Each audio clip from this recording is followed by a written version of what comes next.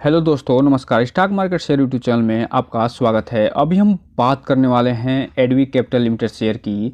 एडवी capital जो limited share है उससे संबंधित दो तीन न्यूज़ लेकर के आई हैं। पहली न्यूज़ ये है कि इसे एसआईबी जो एनबीएफसी होते हैं उनका दर्जा दे दिया गया है। अभी हम आगे देखेंगे कि एसआईबी एनबीएफसी क्या होते हैं और ये दर्जा कौन देता है, इसके बारे में हम आगे पूरा डिटेल से देखेंगे। और साथ ही साथ ये भी जानने की कोशिश करेंगे कि एसआईबी एनबीएफसी का दर्जा मिलने पर जो है क्या होता है, और साथ ही साथ ये भी देखने का प्रयास करेंगे कि जो एसआईबी एनबीएफसी का दर्जा अगर मिलता है तो क्या ये कंपनी के लिए पॉजिटिव साइन है या नेगेटिव साइन, और ये क्यों दिया जाता है। तो हम इस वीडियो में इस न्यूज़ को देखने वाले हैं और साथ ही साथ ये भी देखने वाले हैं कि ये जो कंपनी है एडवी कैपिटल लिमिटेड शेयर, ये फिलहाल इसमें बल्क डील भी अच्छा खासा देखने को मिल रहा है। तो हम उस बल्क डील के बारे में भी देखने की कोशिश करेंगे कि ये जो बल्क डील कर रहे हैं वो कौन कर रहे हैं और इसमें कौन ऑपरेटर सक्रिय होते हुए नज़र आ रहे हैं। तो चलिए दोस्तों, बिना किसी देरी के वीडियो शुरू करते हैं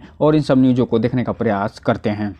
न्यूज़ को देखने से पहले अगर हम सबसे पहले बात कर लें कि जो एसआईबी एनबीएफसी जो टैग दिया जाता है उसके पीछे कारण क्या होता है, अर्थात वो क्यों दिया जाता है, क्या प्रभाव पड़ता है किसी एनबीएफसी के ऊपर, इन सब को अगर हम बात करें तो यहाँ पे आप देख रहे हैं कि जो ये एनबीएफसी का जो टैग दिया जाता है, एसआईबी एनबीएफसी का जो टैग दिया जाता है वो आरबीआई के थ्रू दिया जाता है, अर्थात आरबीआई इनको देती है। और हम जो ये बताने जा रहे हैं कि जो एसआईबी होता है वो क्या होता है, तो एसआईबी का मतलब सिस्टमेटिक इम्पोर्टेंट एनबीएफसी कहा जाता है इसे, अर्थात सिस्टमेटिक इम्पोर्टेंट एनबीएफसी के नाम से जो जाना जाता है इसे। ये जो है आरबीआई के थ्रू प्रदान किया जाता है ये टैग। और ये जो टैग कब दिया जाता है, जब किसी भी कंपनी का जो एक साल का ऑडिट बैलेंस होता है वो 500 करोड़ या 500 करोड़ से ज़्यादा हो जाता है तो इसे सिस्टमेटिक इम्पोर्टेंट एनबीएफसी के रूप में जाना जाता है और उसे जाने की कोशिश की जाती है। और ये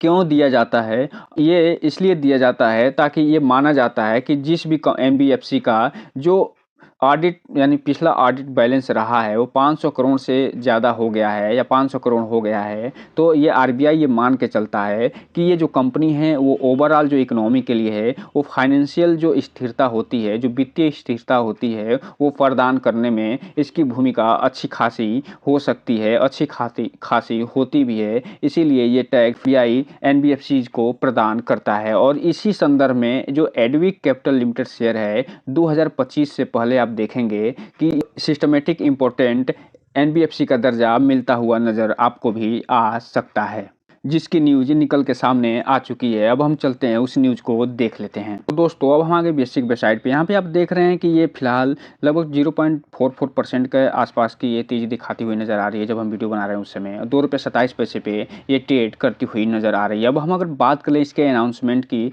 और इसके न्यूज़ की, तो यहाँ पर आप देख रहे हैं जो न्यूज़ निकल के आई है वो 13 तारीख को न्यूज़ निकल के आई है। और यहाँ पर आप दिखा रहा है कि ये मीडिया रिलीज के माध्यम से बताया गया है कि एडवी capital achieved another milestone toward the becoming a systematically important NBFC. और अभी हम सिस्टमेटिकली जो इम्पोर्टेंट एनबीएफसी क्या होते हैं और इसे किन्हें प्रदान किया जाता है, जिसके बारे में हम अभी डिटेल से पीछे स्लाइड में बता चुके हैं। अब हम चलते हैं, ये जो न्यूज़ निकल के आई है इसे हम देखने का प्रयास करते हैं। तो दोस्तों, वो रहा ये पीडीएफ, यहाँ पे देख रहे हैं ये 13 तारीख की न्यूज़ है। और इसमें ये जिसके बारे में अभी ये न्यूज़ निकल के आई है इसके बारे में तो हम बता चुके हैं कि इसे सिस्टमेटिकली इम्पोर्टेंट जो एनबीएफसी होते हैं उन्हें ये दर्जा देने का प्लान चल रहा है। और ये कब जारी किया जाएगा, कब इन्हें दिया जाएगा, इसके बारे में ये पूरी डिटेल से जानकारी दे रहे हैं। और ये क्यों देने का प्रयास किया जा रहा है इसके बारे में भी पूरी डिटेल से बताने का प्रयास इस जो स्लाइड है इसमें किया जा रहा है। और यहाँ पे आप देख रहे हैं इसमें बताया जा रहा है कि ये जो एनबीएफसी है जिस क्षेत्र में ये काम करती है, जिस क्षेत्र में ये आगे बढ़ने का प्रयास कर रही है उसमें अच्छा खासा ग्रोथ करती हुई नज़र आ रही है।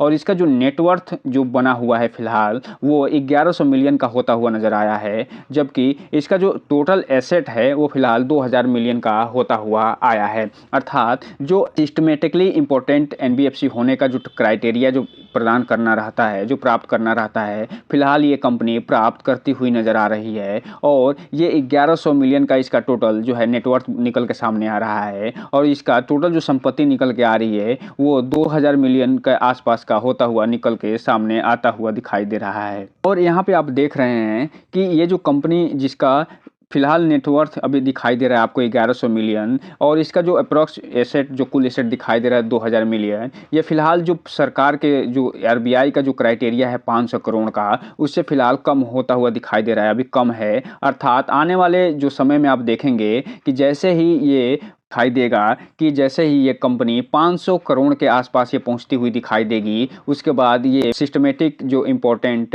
एनबीएफसी होते हैं उसका दर्जा मिलता हुआ दिखाई दे सकता है। अर्थात ये जो 1100 मिलियन है, इसे इन्हें 5000 मिलियन तक पहुंचाना होगा, और ये जो 2000 मिलियन है इन्हें भी 5000 मिलियन तक पहुंचाने का प्रयास इन्हें करना होगा, तभी ये जो सिस्टमेटिक जो एनबीएफसी का दर्जा है वो इन्हें मिल सकता है। और इसके बारे में ये जो पूरा आगे जानकारी दे रहे हैं कि ये कब जो है इन्हें सिस्टमेटिक जो इम्पोर्टेंट जो एनबीएफसी होते हैं उनका दर्जा मिल सकता है, तो उसके लिए 2025 का क्राइटेरिया तो है लेके चल रहे हैं। अर्थात इन्हें ये बोलने का ये प्रयास कर रहे हैं कि हम 2025 तक इस जो क्राइटेरिया है सिस्टमेटिक इम्पोर्टेंट एनबीएफसी बनने का, उसका हम क्राइटेरिया प्राप्त कर लेंगे और मार्केट में हम अपना अच्छा खासा धाक जमाने वाले हैं। और आगे ये बताया जा रहा है कि ये जो आरबीआई जो है, ये जो एनबीएफसी सिस्टमेटिक इम्पोर्टेंट जो एनबीएफसी होते हैं उसका दर्जा कब देता है, इसके बारे में तो हम पहले ही बता चुके हैं कि 500 करोड़ या मोर, यानी 500 करोड़ या ज़्यादा उसके होने पे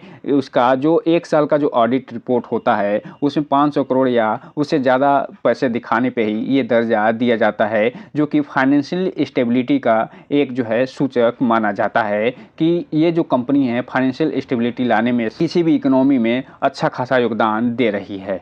तो कुल मिलाकर कहने का मतलब ये है कि 2025 से पहले आप जो है इसे systematic NBFC, systematic important NBFC के रूप में देख सकते हैं, और इस दिखते हुए नज़र आ सकता है, जो कि इसके जो आगे का ग्रोथ प्लान है उसमें सहायता कर सकता है। और जो शेयर फिलहाल ₹2.5 के आसपास ट्रेड कर रहा है उसमें ये भी ग्रोथ लाते हुए अपने रिटेल इन्वेस्टर हैं जो भी इन्वेस्टर इसमें इन्वेस्ट किए हुए हैं उनको अच्छा खासा प्रॉफिट निकाल के दे सकता है। अब हम अगर बात करें ऑपरेटर की भूमिका की, तो चूंकि आप जानते हैं कि ये जो खबर निकल के आई थी ये 13 दिसंबर को निकल के आई थी कि 2025 से पहले हम यानी एडविक कैपिटल लिमिटेड जो शेयर है वो सिस्टमेटिकली इम्पोर्टेंट एनबीएफसी का दर्जा प्राप्त करने के लिए अग्रसर हो रही है। उसके बाद फिलहाल इसमें ऑपरेटर की सक्रियता दिखाई दी है, और यहाँ पे आप देख रहे हैं जो ऑपरेटर सक्रिय होते हुए नजर आ रहे हैं वो 14 तारीख को नजर आ रहे हैं, जिसमें बिकवाली ज़्यादा कर रहे हैं और खरीदारी कम करते हुए नजर आ रहे हैं। अर्थात